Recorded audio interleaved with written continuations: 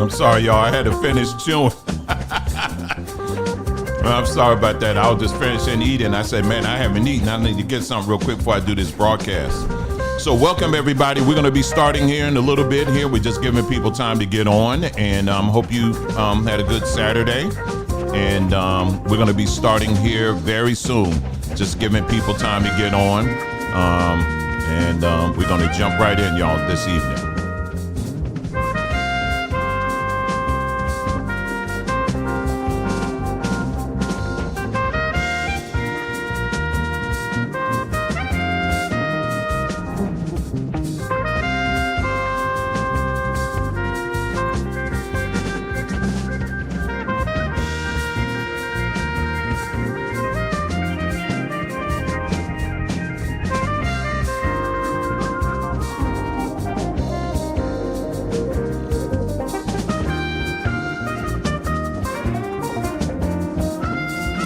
Less than a minute.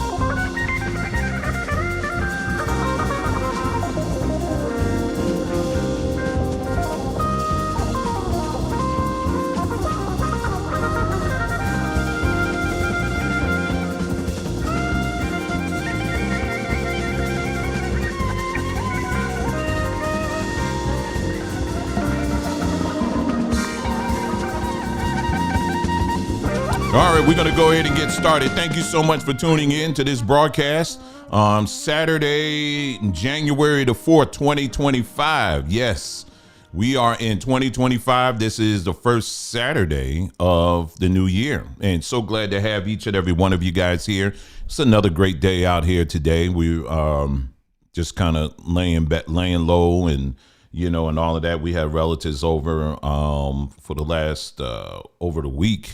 And so now things are, you know, household is readjusting and all of that. Now, it wasn't really that much of an adjustment, but still, you know, especially when it's with family, people you love, it's really not that much of an adjustment. I think for me, it was pretty much like here. You saw me in the last videos sitting on a bed because we had to have a bed in here. And but other than that, you know, it was all good. And it was just good to, you know, go around town showing the sights and all that kind of stuff. So it was very good. So anyway, I hope you guys did the same and enjoyed some time with friends or family, or maybe not. Maybe you just had some time off. So I'm glad you're here. Okay, so this broadcast is one that I'm going to tell you straight up from the beginning that we are going to take our time here. Okay, so for those of you who have short attention spans, I don't hate you. Okay, but I'm just going to tell you right off the bat that this will not be the broadcast for you. All right, it just will not. Because what we have to go through, it's going to take me a little time to get through it. But I have to be detailed, because when you are laying out truth, you have to bring receipts. You know what I'm saying? You have to, and then when you're going through the receipts, you got to take your time and go through it, and making sure that everybody's on the same page. You understand what I'm saying? And so that's what we do here. And so that's what we're going to continue to do today, you know, in this broadcast. And what we're going to be talking about is how the intelligence community here in the United States, but we're just looking at the United States, but it's even beyond that, has over the years, it targets its own citizens. The citizens of the United States has always been the target of the U.S. intelligence community. It's always been. But specifically when it comes to black people, well, we got a paper trail for that. And one of their favorite tools is religion, because they know that many black people will listen to a preacher. They will listen to a prophet. They will listen to a prophetess. They will listen to anybody that's claiming any kind of religion. And it's not just Christian based. You got people in the Muslim community, same thing. Amongst black Muslims, same thing. Many of our people will not bat an eye unless it's been approved or sanctioned by whoever their religious leader is. And so this is something that goes on, has been going on for a very long time, but it also goes beyond religion. Maybe it's someone who has a talent of just speaking, a public speaking talent, where they're able to whip the crowds up or whatever. Maybe it's someone that sings or whatever. The intelligence community in this country has always relied on talented black people to get their agendas across and to get black folks to fall in line. Like I said, we're focusing specifically in this broadcast with black people, but it applies to everyone. Okay, it applies to everyone, that they stay targeting the citizens of the United States. Let me give you an example of what I'm talking about. Now, many of you, or many people, have been complaining about this fog. If you're in the central part of the United States going towards the east coast, there have been many reports of people complaining about this fog situation and how unusual it is. Now, as someone who was born and raised on the East Coast, I'm very familiar with fog, especially this time of the year. But according to a lot of people, this was a little bit different. And so I don't even know what to say on it. However, I will go to another government sanctioned publication and let them chime in on it. This ain't me, with a tinfoil hat. I'm just looking at what they are posting, and that's what we're going to do here. So let's go here and let's read this article real quick here. This is just to get things started here. A thick, mysterious fog has descended upon a wide swath of the United States, sparking fears of another Operation Sea Spray. For 1 week in September of 1950, the U.S. Navy sprayed massive amounts of bacteria into the air 2 miles off the coast of San Francisco, California. Did you guys know this? No. United States Navy sprayed massive amounts of bacteria into the air 2 miles off the coast of San Francisco, California. Now, why the heck would they do something like that? Well, let's read on. The aim of this secret biological warfare experiment. Again, this is what they're calling it. I'm not calling it that. I would call it that, but I'm saying this is in the newspaper. This is in the media that they control. That's what they're calling it. Was to learn how vulnerable large U.S. cities like San Francisco would be to a biowarfare attack by terrorists. The bacteria used was Serratium marcescens, which can cause respiratory issues and meningitis, and bacillus, I guess, atrophilus that can be lethal immunocompromised individuals. They meant to put two there, I guess. At the time, the Navy believed these bacteria were harmless to humans. But when Bay Area residents began rushing to the hospital, it became clear that it was not the case. After inhaling thousands of bacterial spores, 11 people checked into the Stanford Hospital near San Francisco, where with very rare serious urinary tract infections that doctors ultimately determined were caused by the experiment. One patient, a man named Edward Nevin, who was recovering from prostate surgery at the time, died. Now, 75 years later, some Americans fear this may be happening again, as they claim an unnatural fog with a burning chemical-like smell has plagued their communities in recent weeks, and then it goes on. So what we're going to be talking about here this evening during this broadcast is going to be hovering around this same thing, because too many of us, and I've talked about this before, too many of us still rely on this same government that did that for health care. Can you believe it? Your government, the government that you are relying on to give you a fair payout when it comes to reparations, the government that you are relying on to make sure that you are protected, that they take care of your health, the same government has stacks and stacks and stacks of examples of just like this, where people, its citizens, have been targeted with this kind of mess. Now, what came to mind as I was reading that, another area, Bay Area, there's another town that I'm sure many of you are familiar with that has a lot of black people in there, and that's Oakland. So I wonder if that had anything to do with it. But these are things, but we can go down the list. There was an experiment that was done. I want to say it was Ohio, Michigan. It was somewhere around there. I was actually going to do a video on this a while back, and I just, for whatever reason, didn't. But it was an experiment where they did what the United States did again, is that they went to a mostly black community and they set up sprays. Yes, these were canisters of spray that they set up on the buildings. There's even pictures of this. And they set up strategically throughout this community, and they began to spray down the community with this spray. It had some kind of chemical toxins in it, under the same guise that we just want to see what happens because we're doing a study. And yes, a lot of black people got sick. So there's many examples of this, many. We can go through the line of different things that this government has done over and over and over again to target its citizens, and under the guise of we just want to see what will happen kind of nonsense. So I'm sorry, YouTube gods and goddesses. I'm talking about the ones that rule this platform. For me to question anything that the government passes on to us in the disguise of healthcare, yeah, you're daggone right. I'm going to continue to do it because of things like this.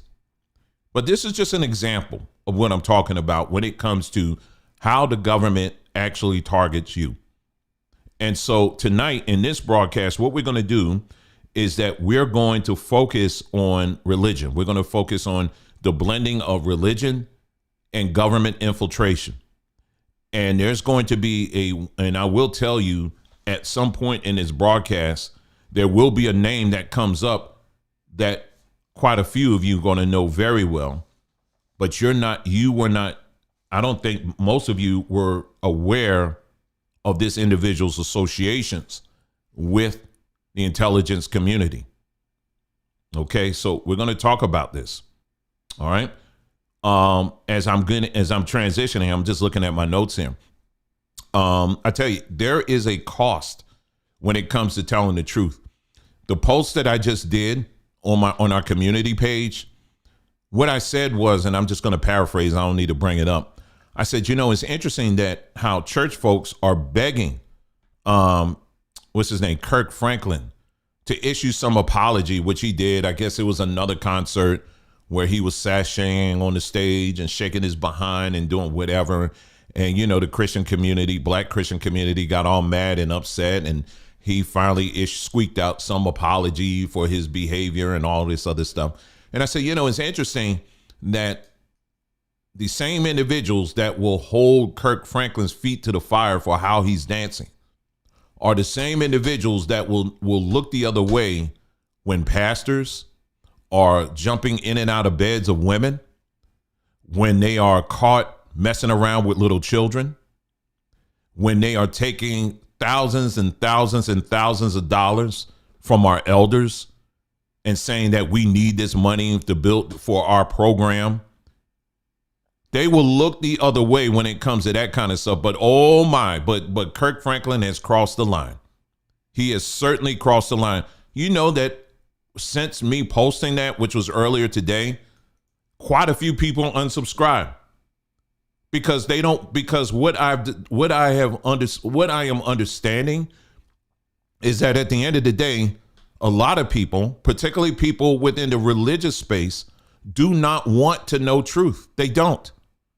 They don't want to know. They want the delusion. And so anytime I have done videos like this, I'm always bound to lose plenty of subscribers. It always happens. But it's okay. It is what it is. And then I get the vast amount of people that come in that want to create side arguments that that take us away from the main conversation. They want to go everywhere else but talk about this specific issue. about our love for delusion. But we're not on this platform. We're not under that. I want to be very clear with that. So if you're someone that's under that and that's your comfort zone, then my advice to you is to stay in your comfort zone. But for those of you who are looking to come out of that, then it's time to listen. But it's not only time to listen, it's time for you to start making some real changes, for real. Because we don't talk here. We don't just talk here. All right. I don't like talking like the video I did yesterday, earlier today when I was out at the baseball park or whatever. I was saying that, you know, for me, it's foreign to me to talk around things. It just because you never get things done. It's like if I was trying to build a building, I'm not going to be talk at a specific location. Why am I talking about a house 15 miles away and how beautiful the front yard is? I got blueprints in hand for the building in front of me. I need to deal with that.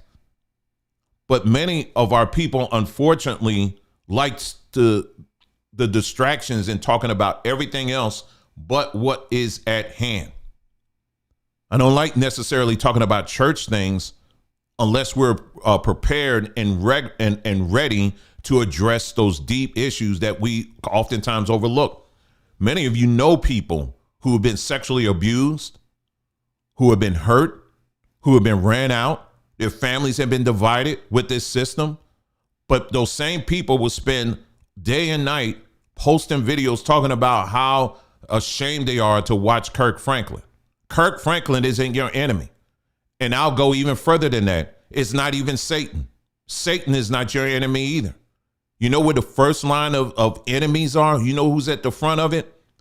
Look in the mirror. You.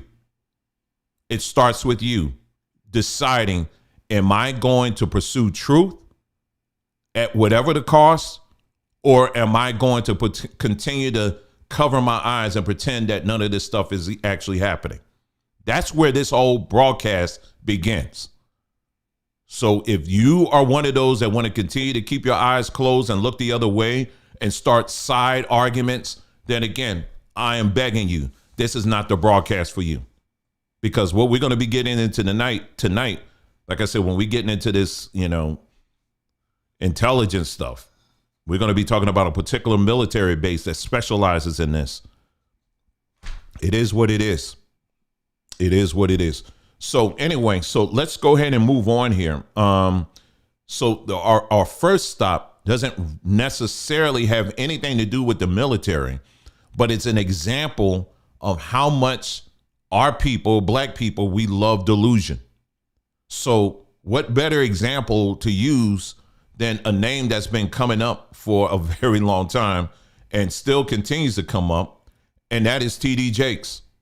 Now, as you know, TD Jakes, he recently got out of the hospital, you know, because, you know, he had an incident that to this day, I still don't know what the heck happened, but it's always left in this cloud of mystery that something happened, you know, and I'm just glad for the saints for praying for me, and your prayers lifted me up. Okay, that's good, but what happened? And how did you get beyond that? Okay, yeah. We hear about the prayers and all of that, but I still see you going to Dr. Stein to get that medication. I still see that you're going to the best of healthcare centers to get the help that you need. Let us in on the secret, Pastor. Let us know on the secret, Bishop, because it ain't prayer that's paying those bills. But again, it's questions like that unfortunately a lot of our people, we don't want to go there. But what I want to do tonight, what we're going to start off with is TD Jakes just recently did did the whole New Year's Eve thing.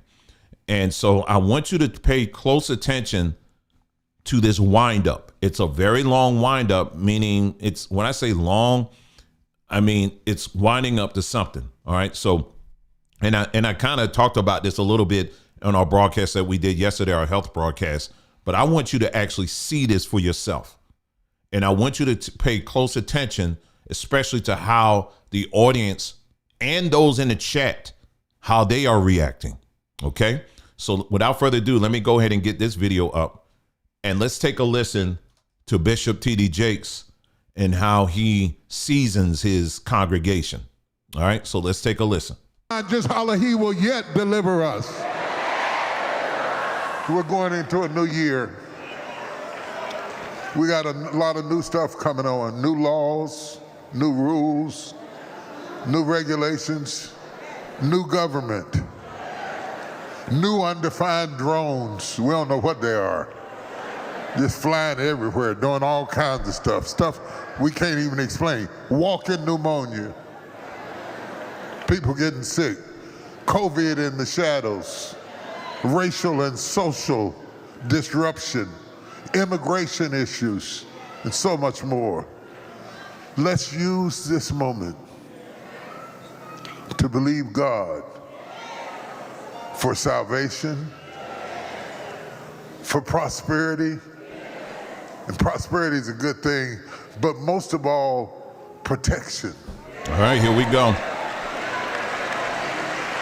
That whatever comes in 2025, that we are protected, that we are covered, that whatever you got to go through, that God would insulate you.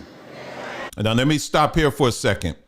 So this is usually anytime when preachers start talking about protection, you know this is where this is going. So the God that they're preaching about needs something from you in order to protect you. And it ain't just repentance.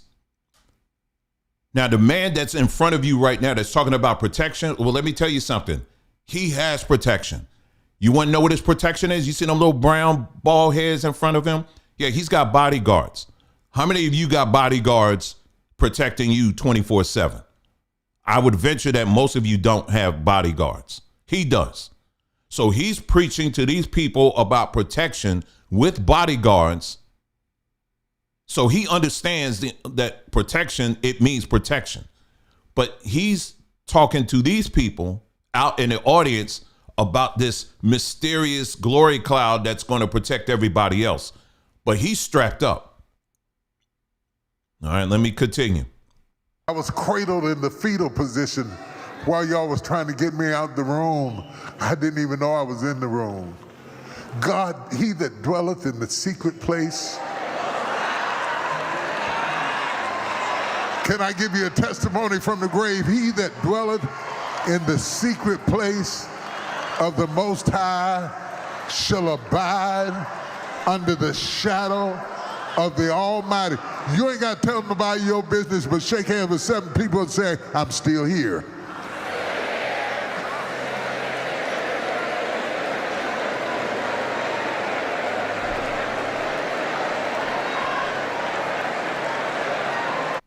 Now you're paying attention. So he's telling these people, now this ain't just Jake's. This happens in just about any black church you go to. Any church you go to, they're like, okay, shake hands with 3 people, touch 3 people on the such and such. What do you want to know why preachers do that?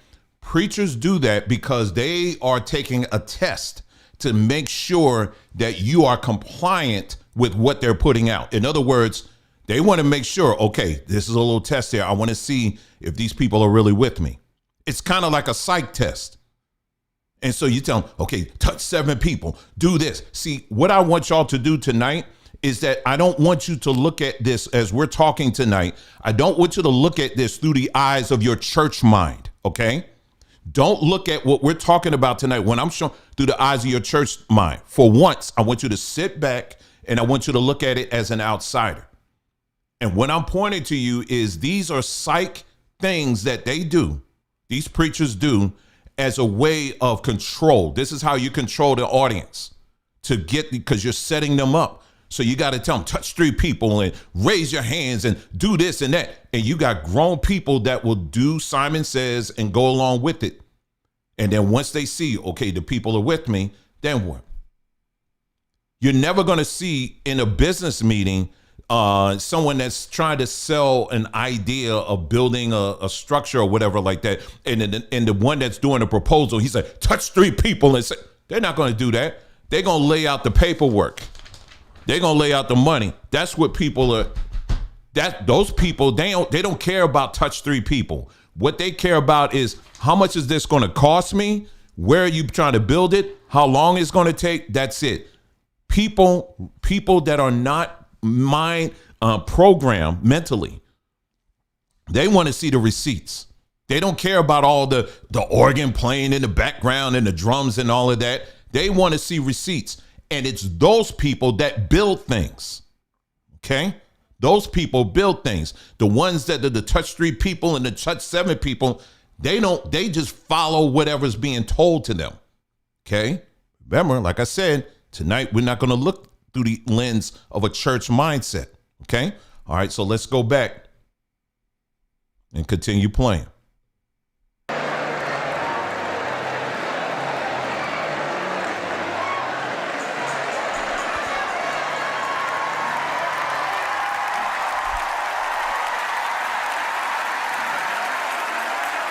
I believe this is going to be the year that I get it back.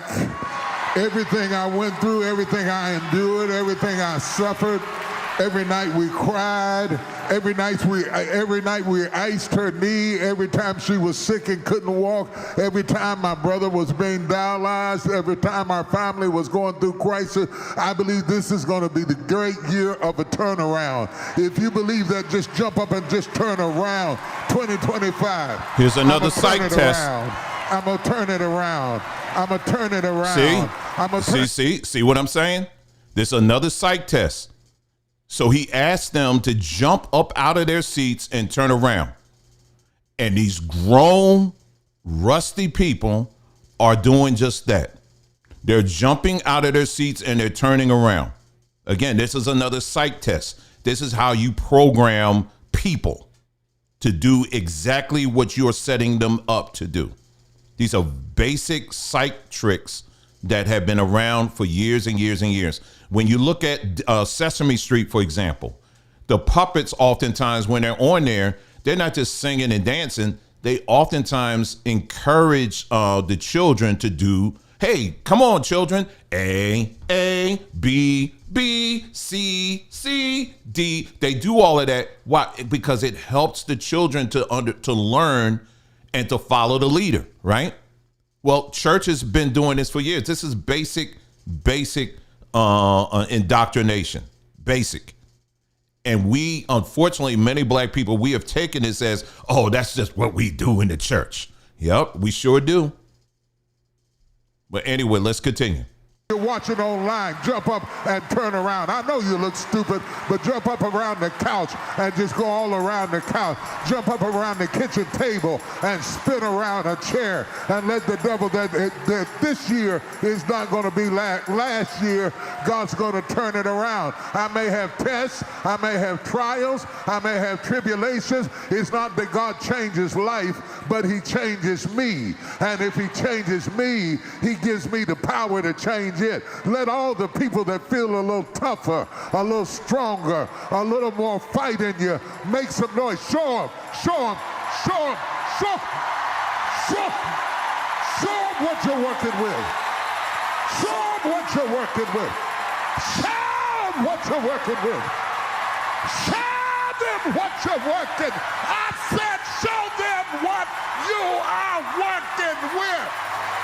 You ain't jumped on no whip. You jumped on somebody that will fight you all night. Make some noise in this place.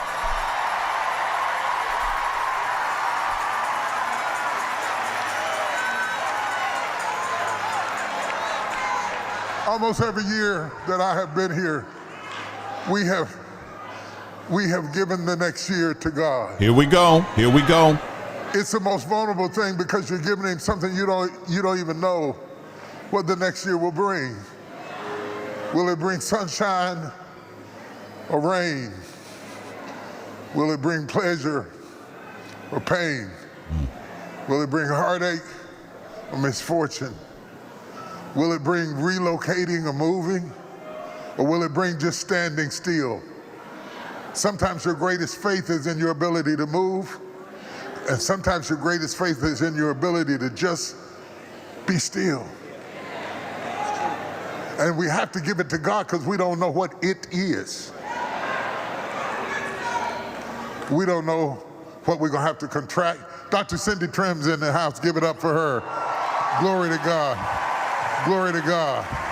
Glory to God. Come on, clap for her. She's going to be one of my International Leadership Summit speakers. Make some noise for her. Make some noise for her. She got something for you, too. Yeah, I bet. It's going to blow your mind. I bet. We don't know what 2025 will do, what missions we will embark on, what boards we will sit on, what companies we will start, what doors will open for us, what new relationships will be spawned in our life, what our children will do, what our grandchildren will do, the things that God will make happen that we didn't even have sense enough to ask. What are your children doing, Bishop Jakes? What are your children doing? Or better yet, what have your children done? We'll talk about that in a little bit. But God did it. And so, with childlike faith and with a puppy-like love. With childlike faith and puppy-like love. This is the wind-up. So now that you have repeated the things he asked you to do, jumping up and down, turning around, doing the hokey pokey, doing all of that, now that you've done all of that, now you're at the level of childlike faith and puppy-like love. Every year we give this year to God, and everybody can't do it the way we do it, but we do it every year. And I take 2025 and I dedicate it to God. I dedicated 2024 to God, and I made it. I dedicated 2023 to God, and I made it. I dedicated 2022 to God, and I made it. I dedicated 2021 to God, and I made it. I dedicated 2020. Take note what they just put on the screen. What did they just put on the screen? Oh, that was just a coincidence. That's just a coincidence. They take note. I told you all of that was a setup. And then if you take note over here, I know for some of you it may be hard to see, the people that's in the chat, they are fully engaged. I mean, the woman, the cha-cha woman, they got her dancing and got the hand claps, and someone put a whirlwind in there turning around, and people are fully engaged with the emojis and everything. They're getting all set up for what is about to take place. And I made it. I dedicated 2019 to God, and I made it. I dedicated this building to God, and we paid it off in 3 years. I dedicated our television ministry that covers 2/3 of the globe. I dedicated it to God, and we've been on it for almost 40 years, and we made it. I dedicated our staff to God with almost 300 employees, and we made it. I had never done any of it before. God's going to bless you to do things that you have never done before. If you go beyond being entertained by the word to being edified by the word, and I sense that we are coming into a place that we got nothing going for us but our faith. The odds are stacked against us. Our history is being erased. It is being said that we don't matter. We are going to have to walk by faith and not by sight. But God is going to do it. And for somebody, $2,025 is a lot of money for somebody. Oh, here we go. Seed sown. Here it is. Here it is. Here it is. Let's go back. What did he say? He just slipped that right in. Dollars is a lot of money for somebody. Hold on. Go back. Beyond being entertained by the word to being edified by the word. And I sense that we are coming into a place that we got nothing going for us but our faith. The odds are stacked against us. Our history is being erased. It is being said that we don't matter. We are going to have to walk by faith and not by sight. But God is going to do it. And for somebody, $2,025 dollars is a lot of money. For somebody, it's a seed sown. But if God could do everything that I'm asking for by giving him $2,025, it would be a steal. Let's stop here for a second. So the God that he's talking about needs $2,025 to protect you, to make sure that you get a good job, to make sure that your business is up, to make sure all these things happen, but also making sure that his staff of 300 people, making sure that his television empire is still up and running, all for $2,025 per person. Then that's the God that he's talking about. But like I said, pay attention to the people. We don't hear about anybody running out of there when he said that. In the chat, they're still fully engaged. And in a moment, you're going to start seeing people actually donating. It's not that much. I didn't see that, but they're doing $20.25. They're doing that kind of stuff. But nonetheless, people are falling in line with the stuff. Because I can ask for stuff. Now, I know some of y'all real polite. Y'all don't ask for nothing. Y'all just sit there. I don't care for anything. Be hungry. Don't invite me over your house if you're not going to feed me. Because if you ask me I'm hungry, I'm going to tell you I'm hungry. I can eat it in a paper plate, but I will chow down. I will tear a plate up. I bet. When God asks me, do I want something for him, I tell him. I'm not afraid to believe him for big stuff. I bet. For stuff I can't do myself. The stuff I can do myself, I don't pray about. I just go do it. But there are certain things that only God can do in my life. And I don't really even know exactly what all I'm asking him for in 2025. All I know is that whatever it brings, I don't want to face it without him. I don't want to do a funeral without him. I don't want to do a wedding without him. I don't want to raise a child without him. I don't want to go through a test without him. I don't want to go through whatever 2025 has for me. It's going to be better with him in it. And so as I give him this year, I'm going to ask many of you that are able to give on that level, and some of you can give above that level. That's not a whole lot of money. But if you're able to give on that level, if you're able to think on that level, that's the big thing. It's not giving on that level, being able to think on that level. Some of us can only think about receiving it. We still waiting on the lottery to hit.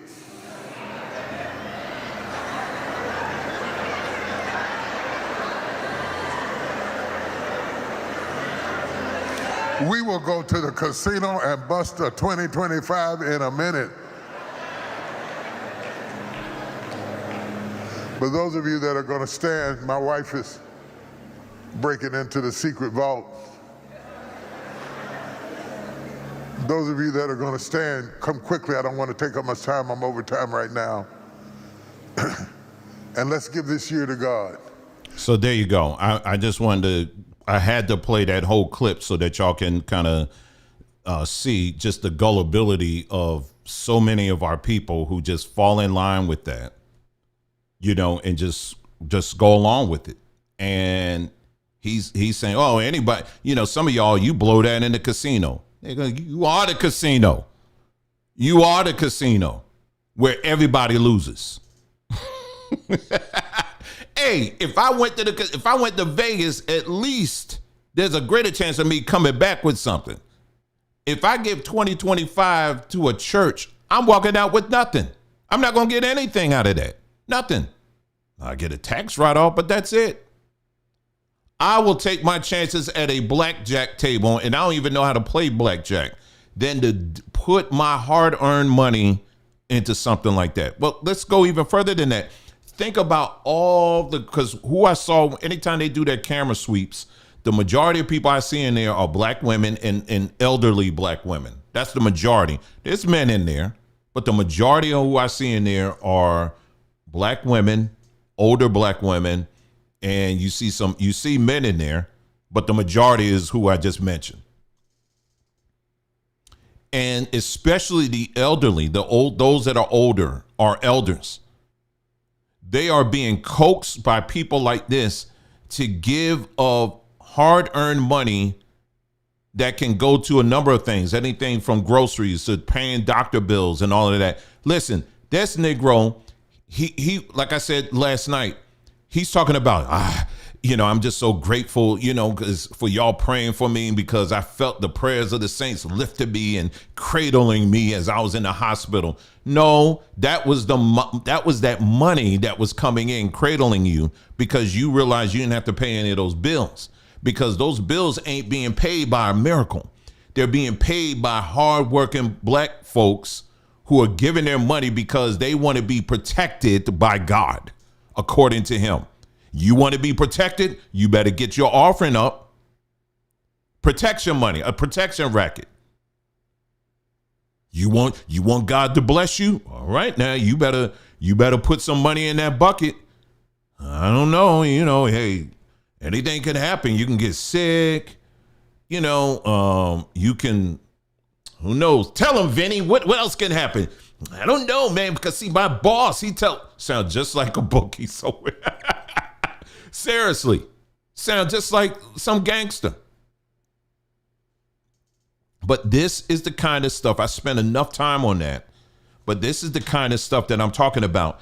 The people don't even have the sense enough to stop and say, well, okay, well, TD Jakes, what about your son? Didn't they arrest your son for doing some indecent exposure stuff in the park? Or how about your other son that was caught doing something with a child? What about that one? Or how about your daughter who can't even keep a marriage? Yes, I have to go there because so many of our people will not even bother to bring these things up. Don't tell me about a God that's going to give you this, that, or whatever, and your own family is toe up. You sick twice and had to rely on people to pay your bill. This is how we have to engage when we're looking at this stuff. It ain't it's a miracle that he's still standing here right now. No, the miracle was in your wallet. But yet we're supposed to sit up there and think that, everything is, his family about his toe up is a lot of other people out here. Toe up. But people put in their minds, that's an exception. It's different. We've all fallen short, but he keeps it real. Yeah, he is keeping it real. Real to the bank. And real to your wallet. But this is where the infiltration, this is where the PSYOPs begin for a lot of black people. It actually begins in the churches. And this is why I wanted to start here, because now what we're going to do is we're going to cross over, and now we're going to look at history. We're going to take our time and we're going to work our way up. And one of the things we're going to talk about are, especially these two recent bomber, the one with the Tesla truck and all of that. And you're going to see how all of this is tied to a singular operation. And unfortunately, many of our people are still asleep. So what we're going to do now, let me take a short break here and get my stuff together here. Just a very short, give me about a minute or so. And then what we'll do is when we come back, we're going to get into it. This is going to be the part where we're going to start getting into the historical part. We're going to be talking about, give some quick examples, and it's going to lead up to some revelations of some things that are happening today. And many of our people are still tied into it. So give me just a moment here, get myself together here, and then we're going to get into it.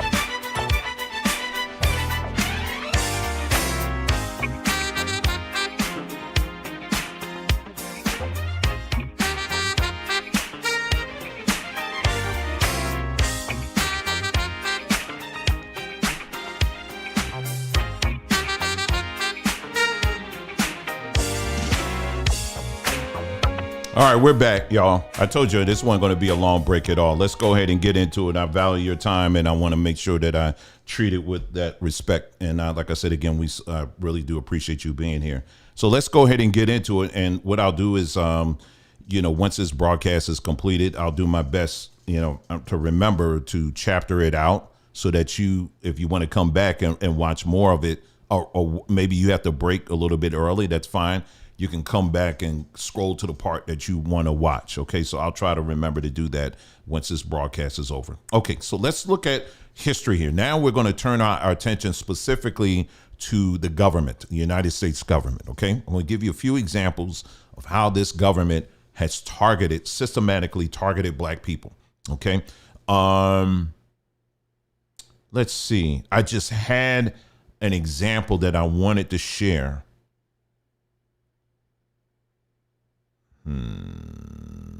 Do I share that? I shared it in the broadcast last night over on Odyssey.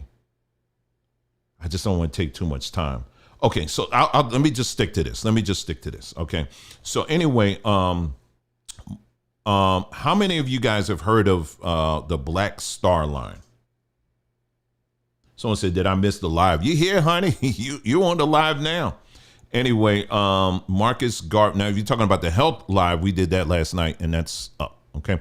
Anyway, the Black Star Line. This was a steamship or a shipping line that was established by Jamaican-born Marcus Garvey. And he's like the Pan-Africanist guy, right?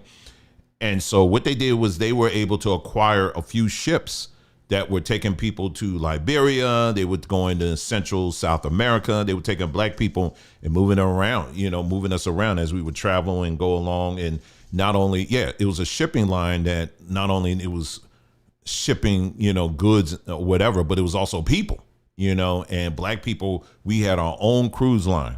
Now we got Carnival Cruise Line. We tear that up. But anyway, so that was going quite well. It was, the ships that they acquired, unfortunately, they were a little roughed up. And so they always needed repair, but they was able to piece it together and to get it working. Now, unfortunately, the government took note of this, which is not surprising. And J. Edgar Hoover, he hired the first Black American agent. This is why I don't get excited when I hear people say, "Oh, he's the first Black so-and-so," or "she's the first Black so-and-so." I don't get excited about that because all I'm looking at is who's your employer. Because if your employer has a long history of attacking my people, then I don't care about the first Black this or that. You understand what I'm saying? Some people still get all turned up about that. They excited. Biden picked the first so-and-so, the first Black so-and-so. Okay, it's still government. Or Trump, whatever, it doesn't matter. So he picked the first Black American agent that was hired by Hoover. His name was James Wormley Jones. James Wormley Jones. And guess what he was doing? Guess what he was tasked to do? He was tasked to do two things. Well, a number of things, but two things in particular he's known for. He would throw trash and all kinds of like particles and stuff in the gas, in the fuel pump, in the fuel tanks of these ships. This is a black man. He was throwing like trash and other bits and stuff into the fuel tanks of these ships, causing the ships to be breaking down and all that stuff. That was one thing he did. Another thing he did was he was going down there and smashing and destabilizing the engines. This was an agent that was hired by J. Edgar Hoover. Now, there was other things that were going on with the Black Star Line shipping company as well, but this did not help at all. And eventually, as you know, it just kind of folded and collapsed, and that's it. So J. Edgar Hoover hired a black man to help destabilize the Black Star Line. Okay, so that's one example there. Then we got, of course, and we don't have to go in all the details with this, then we have how government intelligence was involved in the assassinations of Malcolm X and Martin Luther King. you know all those stories, and there's plenty of stuff that you can unravel and discuss and do a series of videos on, and just how involved they were. We featured that one pastor, I forgot his name. He was one of the men that was on the balcony that was pointing when they asked where the gunfire was. And I played the clip on here. It's on YouTube. He actually said out of his mouth, he acknowledged that, what did he say? He said, he was saying that, what was it?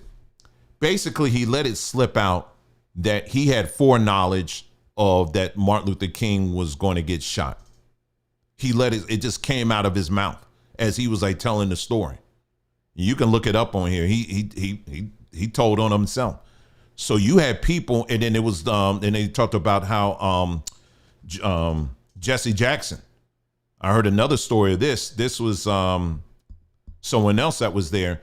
They talked about how Jesse Jackson actually took some of the blood from MLK's body and actually smeared it on himself. And then he jumped on a plane and went somewhere, and he was like, I just came back from wherever, I just came back from Atlanta, and they killed our king and all that stuff. And that was what helped propel him to be where he was. So you had agents all throughout what we call the civil rights movement. If you think that the civil rights movement was a success story for Black Americans, then I hate to break it to you, but it was not. This was a well-orchestrated movement that got the results that it wanted to get. So it was really nothing to celebrate. I was taught all my life that it was, but it really wasn't. Because here in 2024, you still got Black people asking for reparations. There is no economic freedom that's going to come your way by going that route. It just will not. I hate to break it to you, but it's true. I'm not saying that the argument doesn't make sense, because it does. But what I am saying is, do you know in any history, has been successful in getting payback from the very people that's still enslaving them? And you may mention, well, the Jews, they did that, but they not just getting payback, they running stuff. I mean, you know what I'm saying? So they're the ones, they're asking themselves for payback at this juncture. Then you can go through other examples too, but for the degree that what we're doing, it's never happened. But like I said, again, the argument, it does make sense. But the probability, it's a fool's errand at a certain point. If you're honest and really think about it, it just is. Especially when you take in consideration of what we were sharing at the beginning of this broadcast, when we were talking about, how the government was spraying like the Bay Area with these, bacterias and all this other stuff. You think they're going to give you a fair payback? No, they're not. You understand what I'm saying? It's not. Sorry. So anyway, so Malcolm and Malcolm, we talked about that. Or I should say Martin and Malcolm. And now, so what we're going to do is let's switch to this facility here. Okay, we're going to talk about this facility, Fort Bragg. Fort Bragg is now Fort Liberty. All right. Fort Liberty, I'm not going to bring it up on here, but you can look up online and you can find it for yourself. Okay. Now, Fort Bragg, which is now Fort Liberty, they're known for a lot of things. But one thing in particular that they're known for is this. I'll put it up on the screen here. Is the 4th Psychological Operations Group, Airborne. This is what they're known for. And while I have that on the screen, I'm trying to pull something up here. Just give me a moment here. Let's see. Save image. Okay, that. So this is what they're known for. Fort Bragg is, or I should say, now it's called Fort Liberty. They are known for doing their PSYOP division. And then what we're going to do is I'm going to read to you as I'm downloading something else here. I'm going to read to you what their website says here. All right, well, I'll just go ahead and get it here. Okay, who we are. Here it is right here. PSYOP forces are masters of influence, the core of information warfare. We conduct influence activities to target psychological vulnerabilities and create or intensify fissures, confusion, and doubt in adversary organizations. We use all available means of dissemination, from sensitive and high tech to low tech to no tech, and methods from overt, clandestine to deception. All right. So this is what this organization is about, this group here. Again, they're called the 4th Psychological Operations Group, airborne and located right in North Carolina at Fort Liberty, which is today known, well, prior to that, it was known as Fort Bragg. All right. And so it's very interesting here that, so I read that, let me see here. Let me pull this up here on the screen here. I'm just a lot of moving parts here this evening here. So so it's very interesting when we take a look at this. Let me bring this up on the screen now. I'm just transferring it from my phone. All right. Let's take a look at this here. So I'll put this together. So let's take a look at this. So the guy that associated with the Cybertruck explosion, well, guess where he was from? Fort Bragg. The guy that was associated with the,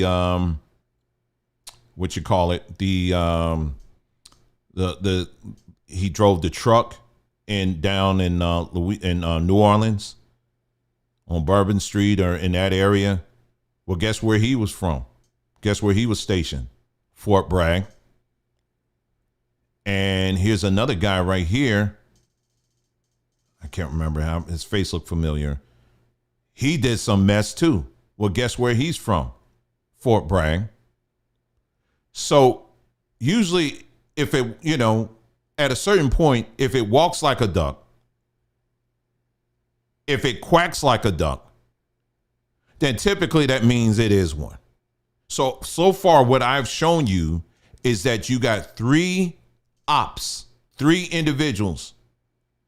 All of them clearly were operating under some guise of something. And in many of these cases, the family members are always like, I never knew, he never gave off any of that kind of energy. And all of a sudden he just clicked in and did this. It's just new to me. I mean, do you really need to be a scientist to understand this, what I'm showing you? But there's one more person that I'm going to bring up for you this evening that I know many of you know, but I'm not going to bring them up just yet. Now, another thing I want to show you is this. Fort Bragg. I'll just continue to call it Fort Bragg. It's right here. Fort Bragg also has some involvement with Jonestown. Okay. They have a quite interesting history here. And so I was looking this up. This is an aerial view. Now, Jonestown was down in Guyana.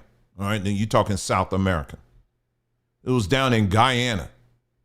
And then when you read this here, it says an aerial view of the bodies of the victims of the Jonestown tragedy. U.S. Army personnel from where? Fort Bragg, North Carolina, are placing the remains into body bags. Let me repeat that.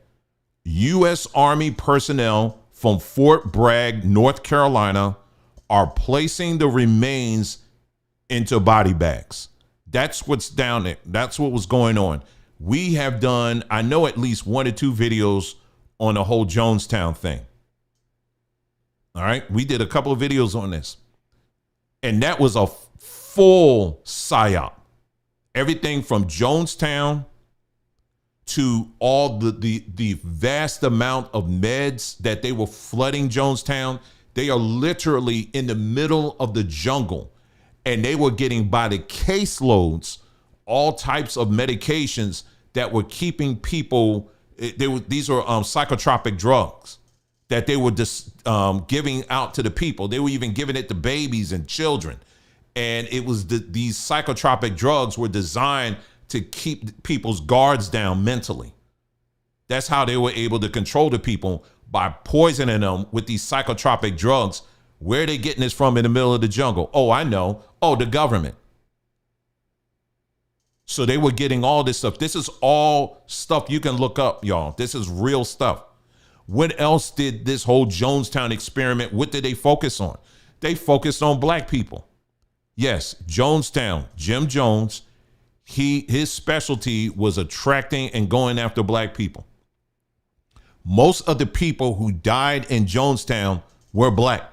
Most of them were. The vast majority of the people who died that day, who talked into giving up their lives, were black people. When they looked at the bodies of a lot of these individuals, they noticed that a lot of these individuals had needle marks on their backs. What person who's about to end their lives going to say, you know what, I'm going to finish this out. Let me put a needle on my back. Nobody really does that. So there was a lot of evidence that was there that showed that these people must have been poisoned. So because what we hear oftentimes is these people just went plumb loco crazy, that they just, everyone sat there and drank together. That's not how it went down. In some cases, yeah, it was. But there was a lot of people who they had to do it by force. They had a military trained guards that were on site the whole time, making sure that nobody left that facility. And another thing they kept doing, I want you to pay attention to me tonight, because I'm very serious tonight. Another thing they kept doing over and over and over and over again at this camp, I'm talking Jonestown now, is that Jim Jones would get on the microphone, and from sun up to sundown, he would keep talking to them over and over again. So the only thing black people were hearing was a voice. They were not seeing a face. You just missed what I just said, because I'm going to revisit what I just told you, what I just said here. The only thing black people were hearing at that site was just a voice. And whatever that voice was telling them to do, they were doing it. You missed it again. That's why I said you need to stick around, because we're going to go there tonight. And so this is what was being practiced in Jonestown, that kind of stuff. But the story gets a lot deeper. There's many other things that led up to it. And if I had the time, I would really kind of go through it again, because it's an interesting story, but it's one that has a lot of layers to it. And it's one that if people don't learn from it, we're going to repeat it. And unfortunately, in many cases, that's what's happening. Jim Jones, he had some association with the military and all of that. And so this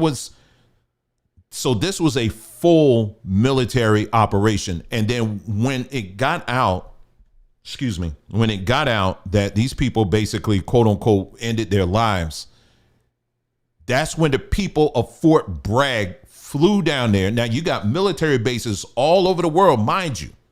You have military bases all over the world that they could have sent there. All over the world, they could have sent. Why are they sending people from Fort Bragg to go down there? Because they had to clean up their PSYOP. That's what went down there. And they snatched those bodies up so quick, many of the families didn't even have an opportunity to inspect the bodies themselves. They snatched them up. They put them in these metallic cases. They flew the bodies back up to the United States and buried them quickly. And these families didn't even have an opportunity to inspect the bodies themselves. These are black people.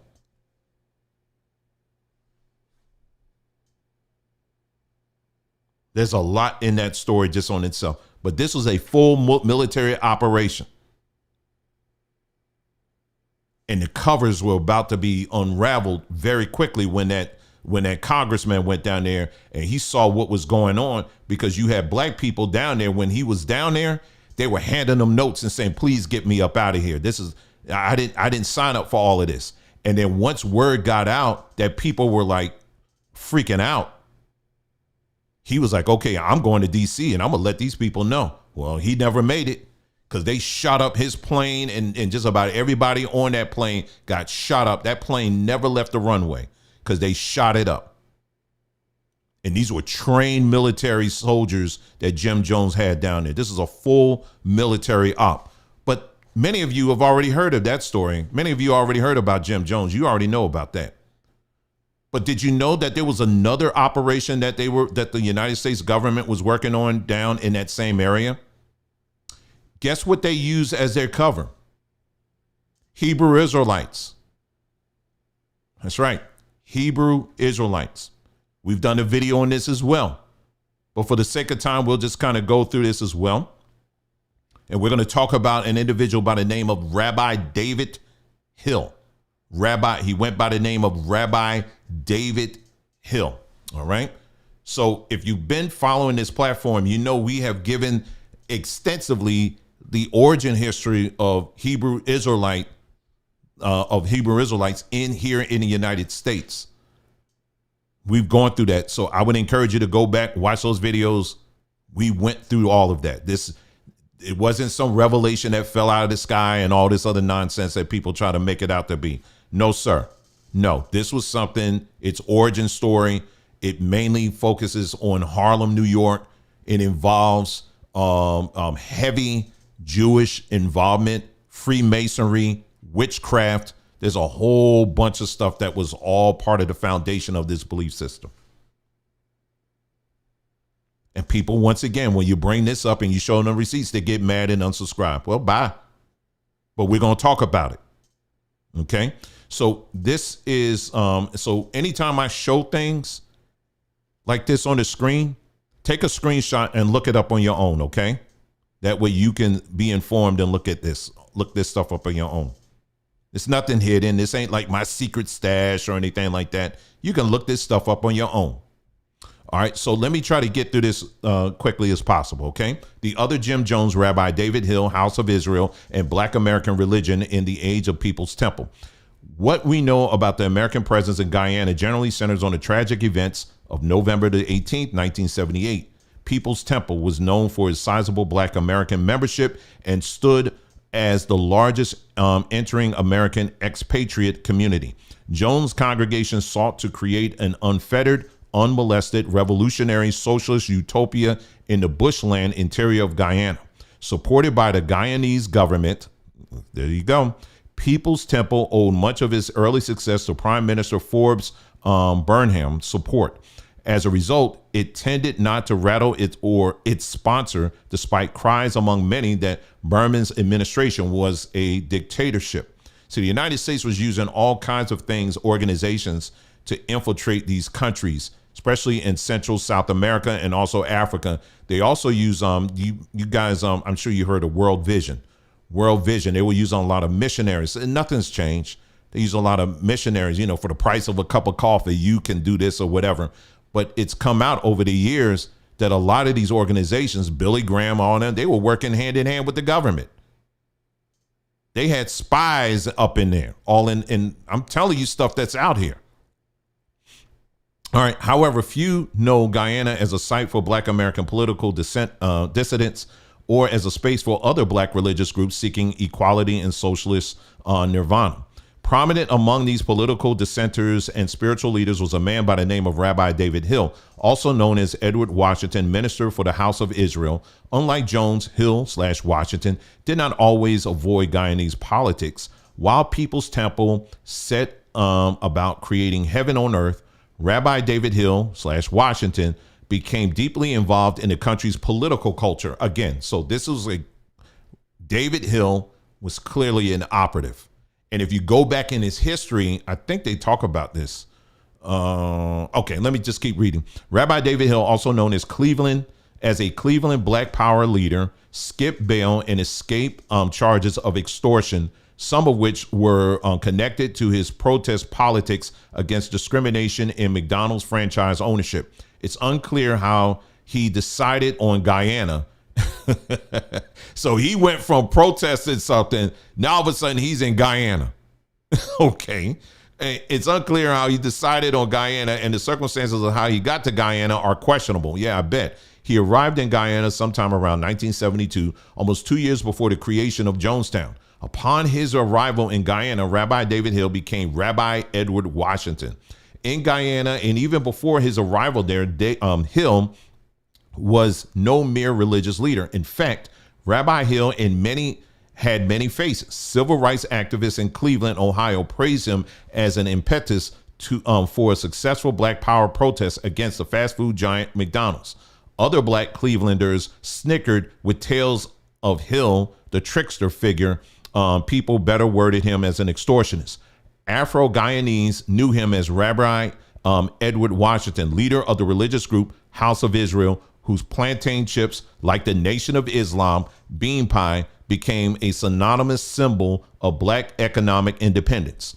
Despite the many and varied personas of Rabbi Hill, the members of his religious sect, House of Israel, paint a far different picture of the spiritual guide. His mostly Guyanese followers christen him King Elijah, their beloved leader, whose rhetoric of Black nationalist tinge spirituality gave them a vision of uplift and empowerment. It was a lesson and a memory that they held dear long after his death, and despite accusations about his more nefarious character. Let me see here. So there's a lot to read here. And like I said, again, let me put it back on the screen here. Again, you can take a screenshot of this. You can look him up. Just do a search for Rabbi David Hill, and it will still come up if you do a search for it. So when you read more about the, what was it called again? The House of Israel. House of Israel. What was the House of Israel? Is a Black Hebrew Israelite religious organization in Guyana, founded in 1972 by Rabbi Washington, which claims that Africans were the original Hebrews and that Jesus Christ was Black. During the 1970s and 80s, it was often described as a cult. And here's some of the history here. The House of Israel was established by an American fugitive, David Hill, also known as Rabbi David Washington, who arrived in Guyana in 72. In the 70s, the group claimed a membership of 8,000 people. The House of Israel had a daily radio program in which it preached that Africans were the original Hebrews. Opponents of the government claimed that the House of Israel constituted a private army for Guyana's ruling party, the People National Congress. So this dude went down there. He got 8,000 people together. They formulated an army. This is all under the guise of Hebrew Israelites. See, this is the kind of stuff that a lot of your Hebrew channels, they're not going to touch this. They're not going to cover any of this stuff. They're not going to talk about any of this stuff. Instead, this will be scooted under, well, you're going to have some people that's going to kind of lose their way, or, not everybody going to make it. And they ain't part of the 144,000. I'm giving you receipt after receipt after receipt. And I got more receipts tonight of the same ideological group that always finds itself in these situations. So in this case, the government was doing the left hand and the right hand. They had Jim Jones on one side of Guyana, and then on the other side, they had Rabbi David Hill. He was on the other side, raising up a whole army to try to overthrow the government.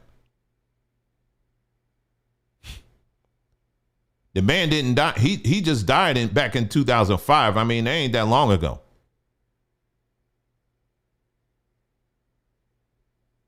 And then in this down here, it says, at the 2014 Walter Rodney inquiry, Joseph Hamilton, former priest of the House of Israel, testified that the House of Israel committed oppressive and terrorizing acts on behalf of the PNC, the People's National Congress.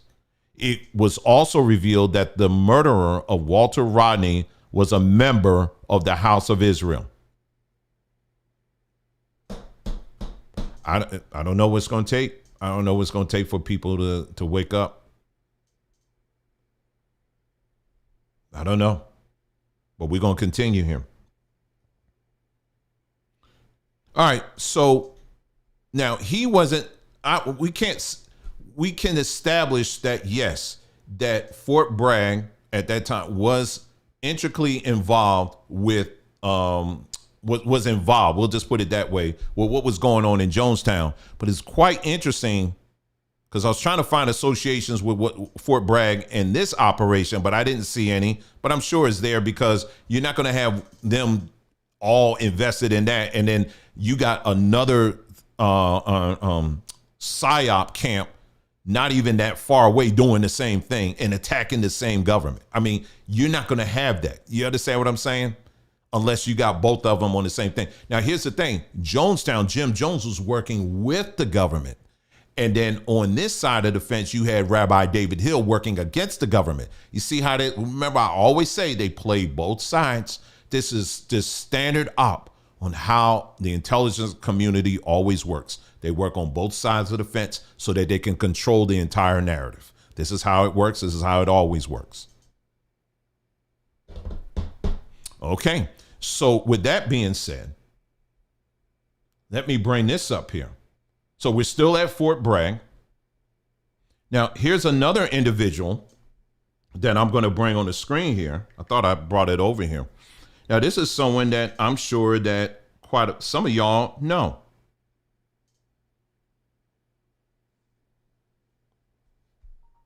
All right. So I got it here. Let's go ahead and bring this individual on the screen. And I want you to put in the chat and tell me who you think this is.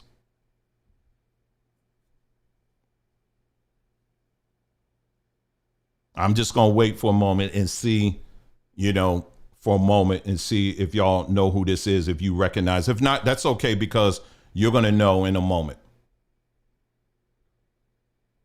And while y'all doing that, I'm getting my next thing up here.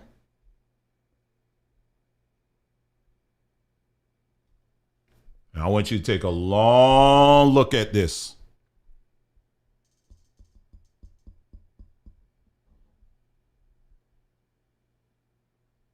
That's right. That's exactly right. So let's take a look at this right here. We're going to pull this up here. This is where I got it from.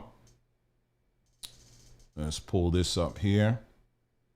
Now, this is according to this right here. This is a guy, I guess, who investigated Straightway. And this says Brother Ugly with video camera at a Straightway baptism in Canada.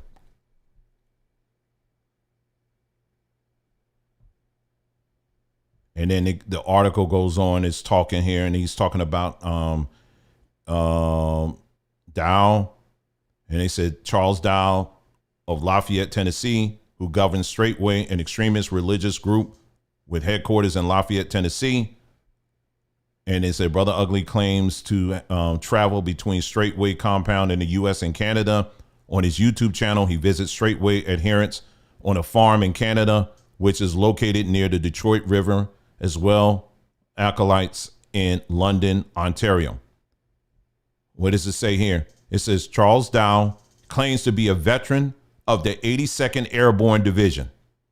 He brags in many of his videos about the collection of weapons and firearms he owns. Judging from this video, Dow is potentially training his followers to be an armed militia. All right, so let's do a little work here. So let's take a look at where this 82nd Airborne Division, let's see where they're located. I wonder. Let's see where they're based. So let me pull up a window here and I'll bring it up on the screen. Just doing the search here. Here we go. So where are they located? Oh, 82nd Airborne Division is the United States Army Infantry and Artillery Division that specializes in parachute assaults. The 82nd Airborne Division mission is to rapidly deploy, conduct parachute assaults, and secure objectives for follow-on military operations.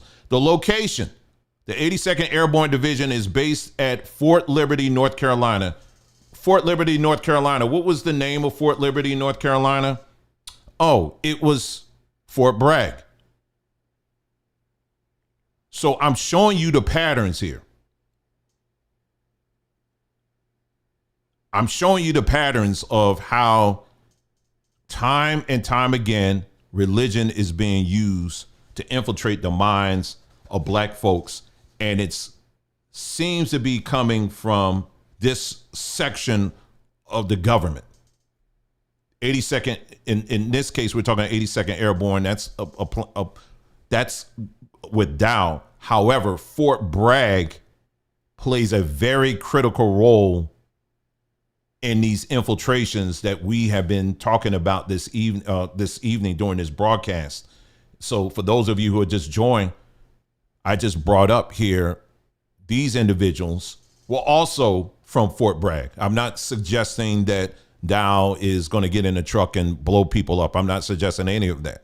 But what I am simply pointing out here is that at some point, especially black folks, we got to start asking some serious questions. We got to start looking at these patterns and saying, wait a minute, hold up. What the heck is going on at Fort Bragg?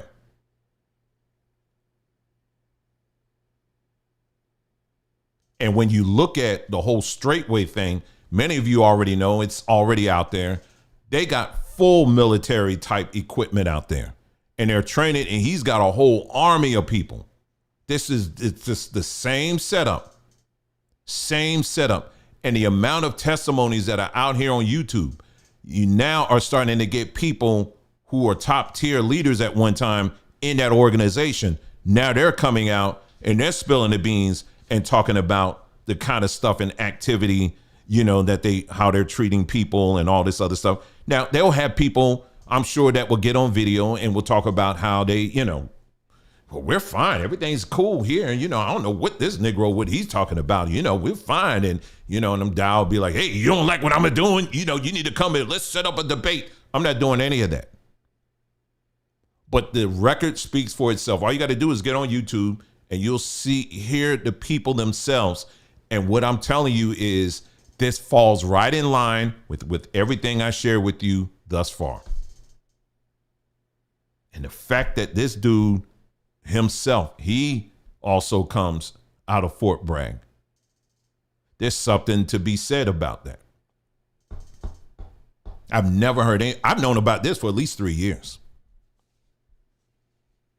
There's another individual, there's another ministry that I know of where one of the leaders, their father is also part of he's part of the intelligence community.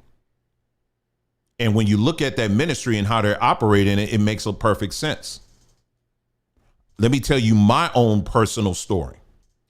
Now, this is back when I first got into the, you know, when I was in the Hebrew space and, you know, we're growing and getting into it and all of that, right? And I had a group of people who followed us, but they were in the UK.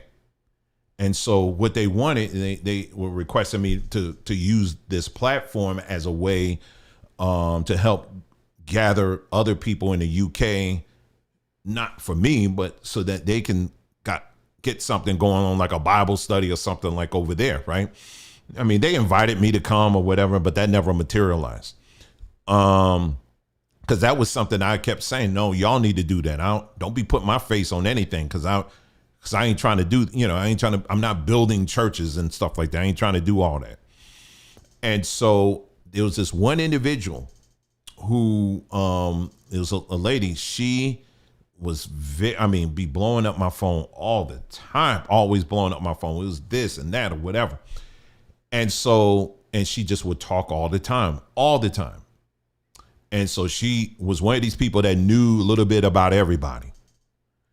And so then it was some stuff that came up Like I said, I'm gonna spare you a lot of the details on this because the story itself is just crazy. But she one day in her gabbing told me that not only her dad was like a 33rd degree Mason, Freemason, but also he led some operation. I believe it was in Ghana or Nigeria, something like that, where he wiped out some people in whatever country it was. It was some special op. She's telling me this, right? That her father was a part of this stuff. So I was like, okay, I just kept that as a mental check. I didn't think, you tell me stuff like that, because what I have come to know is it's not so much the parents who are involved in it. The parents oftentimes are in the intelligence community. They oftentimes are training their children. Get the book. It's called Laurel Canyon. Look up Laurel Canyon. Now that's a whole read in of itself. Laurel Canyon is located in the Hollywood Hills. And that's where you had, what's his face? Helter Skelter, the dude, some of y'all know, just came to my mind. You had a lot of cults that came out of like in the Hollywood Hills. There were different cults and stuff that was going on. A lot of the singers in the 60s, a lot of them. I'm talking about everyone from Jimmy, getting ready to say Jimmy Swagger. It's getting late for me. A lot of the popular singers in the 60s, when you read about them in this book about Laurel Canyon, it talks about them. Most of their parents were in the intelligence community. I'm not making this up. It's fully documented. Charles Manson, thank you. Yeah, Charles Manson. His father was in the intelligence community. You think these kids, they were just whacked out people and they just all of a sudden stumbled on a music career? No, sir. No, their parents were in fact part of the intelligence community. I'll take it even a step further. At Woodstock, you know how Woodstock, they talk about how they were just taking drugs and all this stuff. Jimi Hendrix, thank you. Thank you for y'all staying up on me. Yeah, Jimi Hendrix, his father was in the intelligence community. Going back to Woodstock, you know how they talk about the drug use and all that? Well, guess who was handing out the drugs at Woodstock? It was the government. The government was handing out, this is all documented. The government was handing out psychedelic drugs because they just threw them out there and they said, okay, we want to see what happens.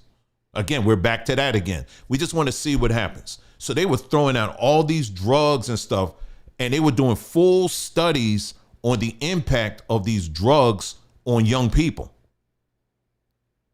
And so they would give them these drugs and sit back and watch them like, okay, now what do you see and what do you feel and all of that? There was a movie that came out. I haven't watched it yet. It's called the To Stare at Goats or something like that. Well, that's real.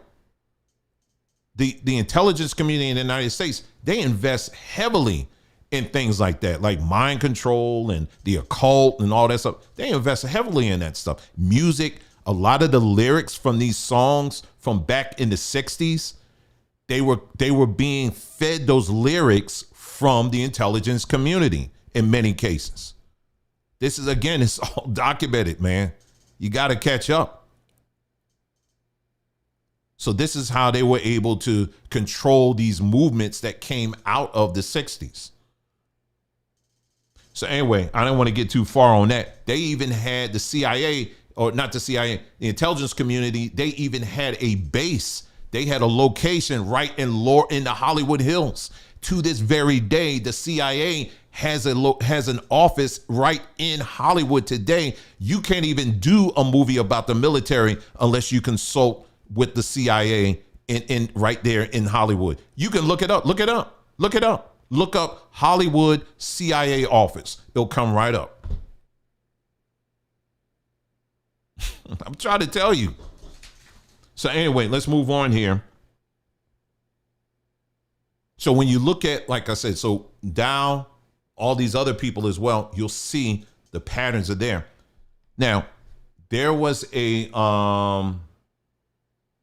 I'll look it up for you. Let me see if I can find it up for y'all. Okay, hold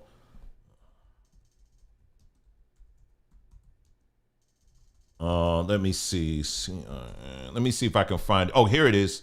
Here it is. I was able to find it very quick for you. Okay, here it is. This is the book here. If you don't have a book, I have this book. I think it's part of our collection.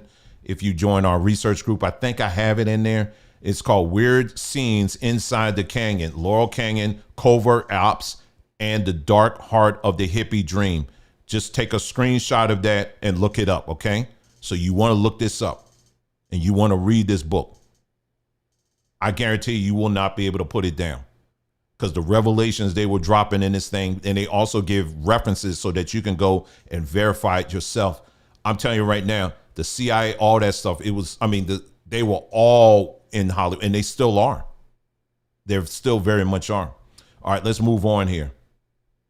But I wanted people to, I want people to see that, and appreciate that, Isaiah, for bringing that up. So now they can actually go and see that. Anyway, someone did a video, series of videos, and we actually commented on that because it was weird, because one of the individuals that was exposing this ministry, they name dropped us for some reason. We had nothing to do with this. It was like left field.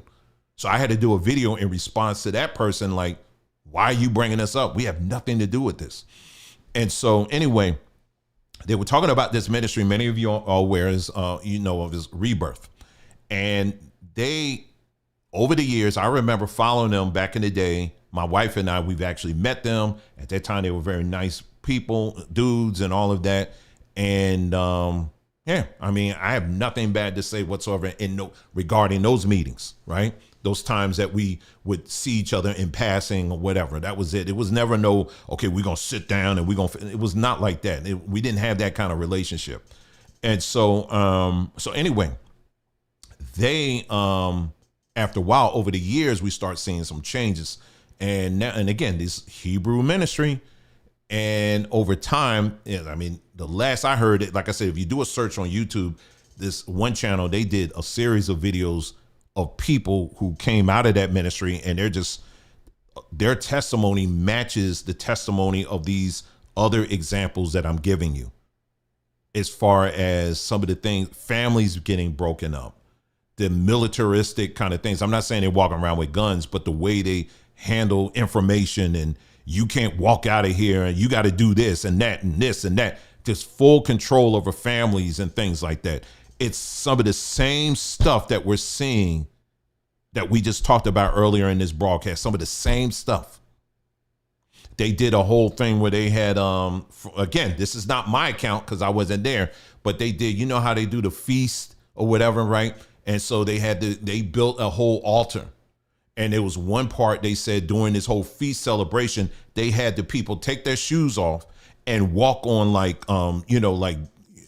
branches, they got sticker barrels in them, they got needles on them. You know what I mean? Like the rose things. I don't know exactly what it was, but this is what they were describing in this video. They had the people, this is a test of your faith, and had the people walk on this stuff. Again, these are Hebrews, y'all. These are Hebrews doing this stuff. But see, there was little hints and clues of this stuff happening, them leading up to this for years. But instead, what do people do? We look the other way. Look the other way. We don't, man, you the one wrong. Why you bring this up, brother? What you doing?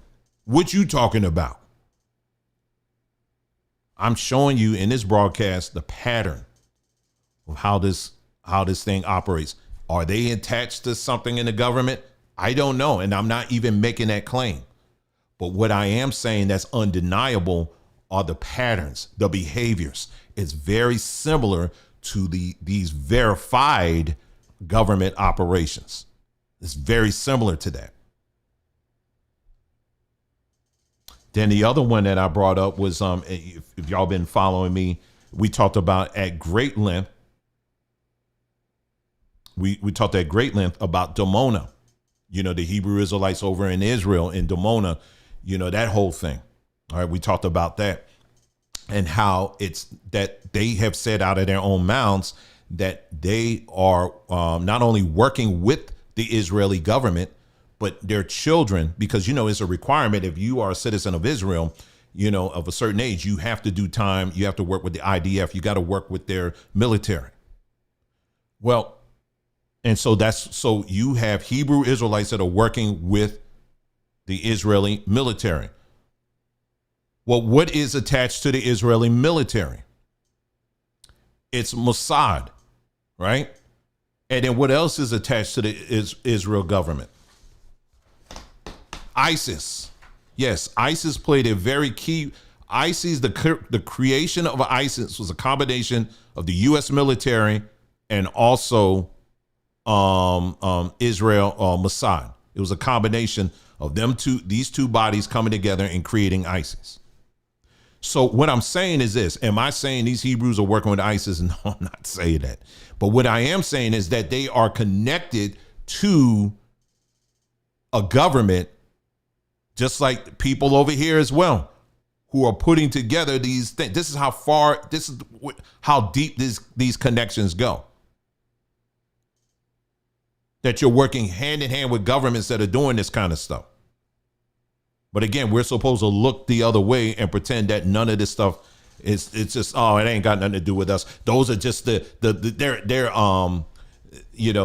are the people, these are the Esau, these are the Edomites or whatever, anything you can come up with. No, these are people that they embrace the very same belief system that many of our people unfortunately do, and will never try to question it at all. They won't, because they don't want to face it, because if you face it, that means you have to be in the truth. And if you're in the truth, a lot of people, it's not a comfortable place to be in, because you're going to have to make some real decisions. Now, you remember earlier, and we're almost finished here. Do you remember earlier we were talking about how Jim Jones, he would get on the microphone, and from sun up to sundown, you can actually find this on YouTube. It's eerie. I can't listen to it, and I ain't trying to play it here, but it's very scary stuff. He would be on the microphone and just talking to these people and telling them stuff and telling them about Babylon is falling and, all of this other stuff is going on in America. And aren't you glad you're here now and all this other stuff? Isn't it interesting that you got people out here today, Hebrews again, that are doing some of the same things, aren't they? It ain't just Hebrews, there's other black people as well. Some of y'all will listen to these channels for hours and hours and hours and never seen a face, and will make decisions, critical decisions about your own life based on voices and faces you never even heard. Again, I'm not just talking Hebrews. There are other channels that do this stuff as well. There are many other channels that do this as well. And this is standard op for the PSYOP community. One of the things, and I got it right here. Let me see. Let me read this here. MK Ultra and related projects. The CIA's MK Ultra program focused on mind control, hypnosis, and behavior modification. Some experiments explored how individuals could be trained or manipulated to follow commands through auditory stimuli, including subliminal messaging and hypnosis techniques. Now, and then there's some other examples too. There's a list of examples here of how the military intelligence community, how they try to train people by just hearing a voice and not necessarily seeing a face. Do you want to know why they do that? It's because when you never see a face and you just hear a voice, it's a lot easier for your brain to accept what they are saying as your own thought. That's why they do that.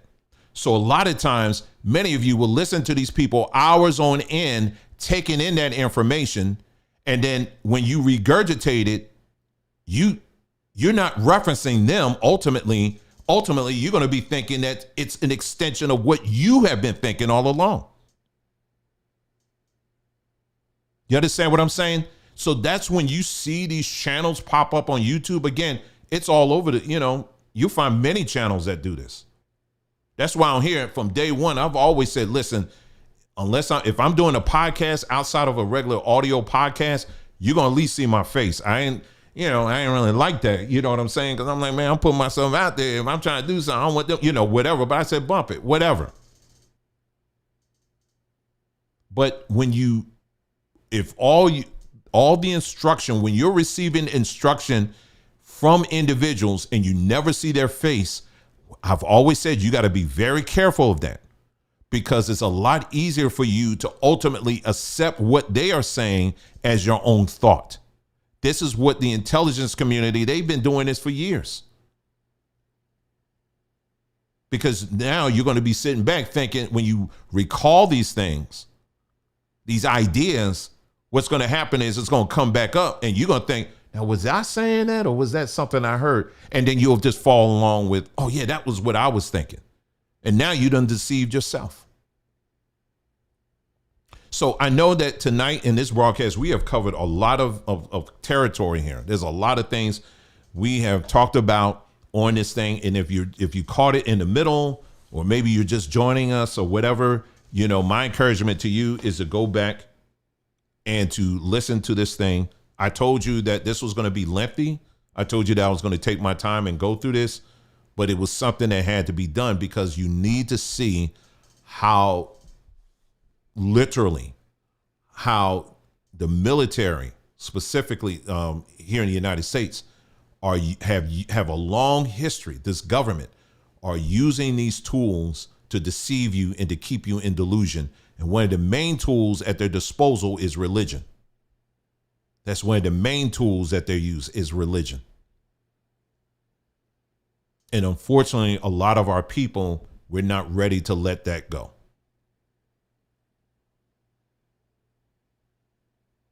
Because I can't let go of that. But you're going to have to start facing the reality of this. And like I said, some people, I would say a lot of people at the end of the day, you're going to die in that.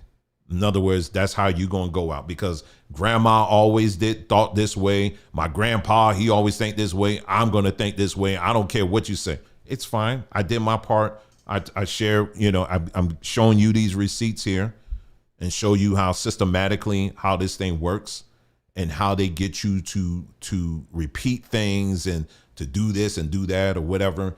It's not just the Hebrew Israelite stuff. They've infiltrated the church. I can give you many examples in Christendom.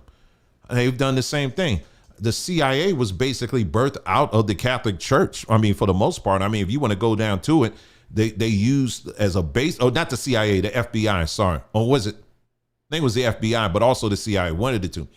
But what gave the government, the United States government, the idea to have clandestine services was the Catholic Church and all the confessional booths they had all over the world, because people were using these confessional booths to spread information, right? So the U.S. government sat back and said, that's a good idea. We need to start using that. And that's where you got what we got today, the CIA, the FBI, and all of that. It came from that. So as Black people, especially, what I'm challenging you is this. I know for some of you, you know, this is going to be it may be a little bit uncomfortable. But what I am telling you is this, is that religion has always in this country has been a tool to keep you thinking within this matrix. Think of some of these other groups, for example, IUIC. Some of y'all will sit back and anytime they upload a video and it's like 500, 1,000 of them marching down the street of New York, you just lose your mind and God is raising up an army. Hallelujah. And all they're doing is walking down the street and getting back on the bus and keeping it moving. Any movement. Now, I'm not advocating this. This is what I'm saying. I know what comes with it, but I'm going to say it anyway. Black folks, we have to begin to start drawing some serious lines. I am not advocating. I am not telling Black folks, you got to take up arms and we got to destroy this government. I'm not saying that. You'll never hear me say that. You'll never hear me say that. And I would never advocate for something like that. But what I am saying to you is this. And I want you to really hear what I'm saying here. Any movement, considering what we as Black people have gone through, and considering what we as Black people are asking, or I should say demanding, any movement that does not involve military interaction is not a real movement at all. Because if you're really asking for the stuff that you're asking for, and you're wanting this government to change and all of that, and all you're doing is complaining on Twitter, that's your strength. Like, for example, when I talk about when you got the FBA people and all of that are on here making war with Fat Joe. That's your enemy, Fat Joe, the cartoon. He's literally a human cartoon. And people getting all mad and worked. Fat Joe, he said something about FBA people. And, we're the real black Americans. You know what it looks like when you sit back and you look at it? You know what that reminds me of? It reminds me a lot of the street gang fights where they're like, man, listen, you better not get on Washington Street. Washington Street, Lincoln Avenue, that's our territory right there. Don't you cross there unless you got the colors on, because if you ain't got the colors on, we're gonna take you out. This is our land. Back all the way up for a second. Let's look at that for a second. You don't own jack on Washington and Lincoln. Let's break it down. Washington owned slaves. All right. Lincoln, maybe he did, maybe he didn't. Right. So Washington and Lincoln. So that's number one. Let's start with the name. Number two, let's look at the street in of itself. The houses on that street, most of those houses on the streets are owned by banks. You don't own them. That's number two. Let's look at the next thing. What are also on those streets? Cars. Most of those cars, those vehicles are also owned by the banks. You don't own those either. Let's look even further. Let's look at the land that these houses are sitting on. The land that these houses are sitting on are either owned by the banks or owned by the city. So I've named the main things that you'll find on any street in America that we do not own. But you got folks out here, gangs out here, who believe that they actually run and control things. You don't control anything on those streets. The banks do. The government does. You understand what I'm saying? So likewise, what you see happening and playing out on social media, we're going to take back hip hop and we're going to take back this and that or whatever. Okay, do that. Okay, that looks all good. But dude, who actually owns hip hop? You don't. You gave it up. Guess who you gave it up to? Jewish people. So all of this smoking, all of this stuff, every time you name drop Fat Joe, you know what that does? Every time you name drop him, that's more followers that he's getting. That's more. He just dropped a show. He just dropped a podcast that he started like in the, was it mid or early fall or whatever like that. That's why his name was all over the place for a minute, was because of the fact he did this one podcast and he said something about black folks or whatever. And, and people didn't, or specifically FBA people, he, and then they lost it and talking about Puerto Ricans ain't this and that, whatever, all this stuff, right? But who's winning at the end of the day with all of that? It's the people who own hip hop. It's the platform that's platforming Fat Joe. The more and more you're saying and mentioning his name and talking about this and that or whatever, every tweet that you post, every post that you post on social media, guess who's getting money off of that? They are. You ain't. But it sure looks good to sit back and say, yeah, we're taking back control. You're not. This is the part that I try to get people to hear this out and to understand that, no, you do not control any of this stuff. I'm not trying to paint this defeatist attitude. It's not that. I just want you to get to an area where you're thinking clear. You understand what I'm saying? We can win in this. But first things first, you got to get your mind out of the matrix. And once you do that, now we can have a clear path and we can start moving forward in clarity and understanding and in wisdom and discernment.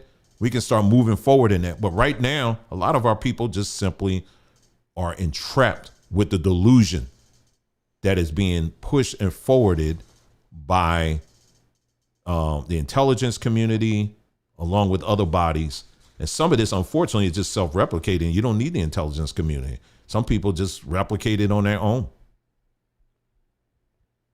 So whatever, for those of you who are in religion, listen, you can believe in whatever it is that you want to believe ultimately.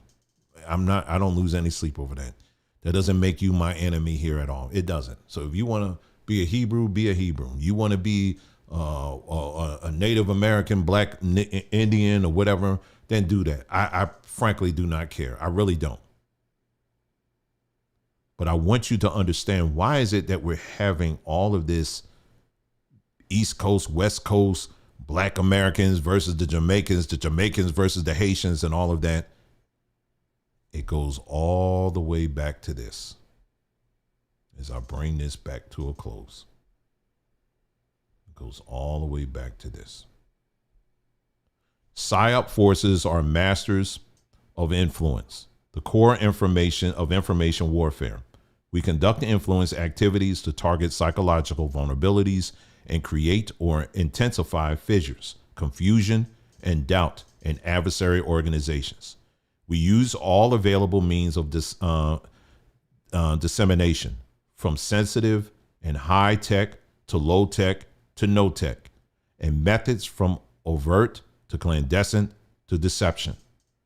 And what I'm telling you tonight, ladies and gentlemen, is that a lot of stuff that you're seeing on social media right now, these different movements and sub-movements and all of that, I'm pointing in the direction of at least one of the major sources of all of this stuff that we're seeing right now. And I've also given you a history lesson showing you the other places in our own culture and history where this PSYOP detachment has played a major role in getting us confused, getting us fighting against one another, and doing some horrific things to other people as well. You better wake up. You better wake up. This is the reality. And, you know, all I can do is tell you guys at the end of the day. And like I said, again, I was talking to our research group. I'm done. And I hesitated even mentioning some of this stuff. I mean, these are things I've known for a long time. And like I said, and there's other things I know too about some of these other teachers and stuff that's out here. I mean, it's stuff that's out. They don't even realize their stuff is out here like that. I mean, it's all kind of stuff that's out here. But people won't even bother looking it up. A lot of these people treat social media like it's their buddy or something like that, not realizing, bro, you do know you posted this whole thing a few years ago on one of your accounts. It's right here. You know what I mean? A lot of people won't even bother looking at it.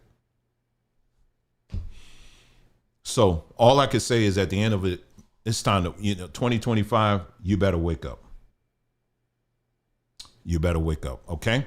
That's it. That's all I have. I hope you guys got something out of this.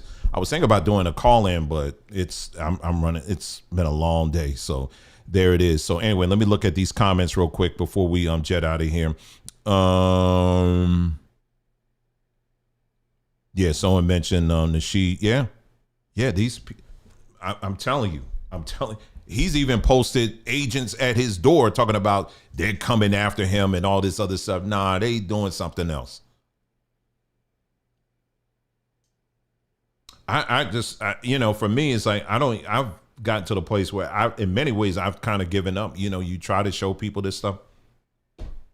And it's just, I don't know. I don't know what else to do at this point, but you just tell people and just hope for the best. And really, that's it. So I hope you wake up. I hope you take the information that was presented tonight. You read up on it, investigate it yourself, but you're going to have to start being honest with yourself too.